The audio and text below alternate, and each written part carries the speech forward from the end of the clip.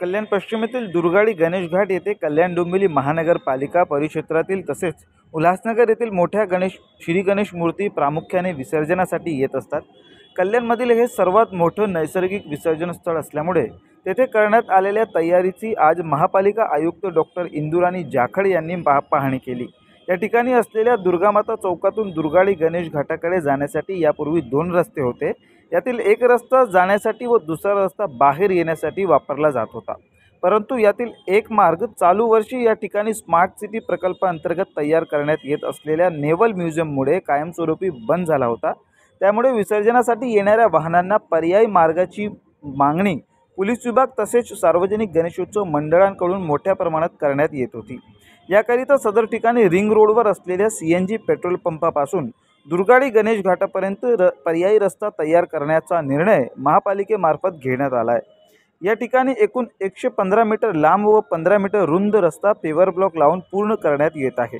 तसेच या ठिकाणी वाहत असलेल्या नाल्यावर 6 फूट व्यासाचे 4 पाईप टाकून पूल बनवण्यात आला आहे। याकरिता महापालिका निधीतून 2 कोटी इतका खर्च करण्यास महापालिका आयुक्त डॉक्टर इंदुराणी जाखड यांनी प्रशासकीय मान्यता दिली आहे। तसेच सदर काम कोणत्याही परिस्थितीत श्री गणेशोत्सवापूर्वी करण्याचे निर्देश दिले होते। त्यानुसार 1 महिन्याच्या कालावधीत दिवसरात्र काम चालू ठेवून ते पूर्ण करण्यात येत आहे।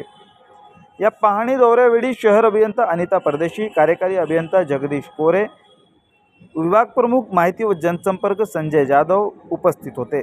आपण कल्याण येथे दुर्गाडी गणेश घाट एक मोठा आपल्याकडे प्रॉब्लेम होता की मोठ्या गणपती विसर्जनाच्या वेळेस येतात तेव्हा आपला एकच रोड असतो, तिकडनंच गाड्या आणि लोक येतात आणि तिकडनंच परत जातात। त्यामुळे एक मोठी प्रॉब्लेम आपल्याला फेस करावी लागत होती।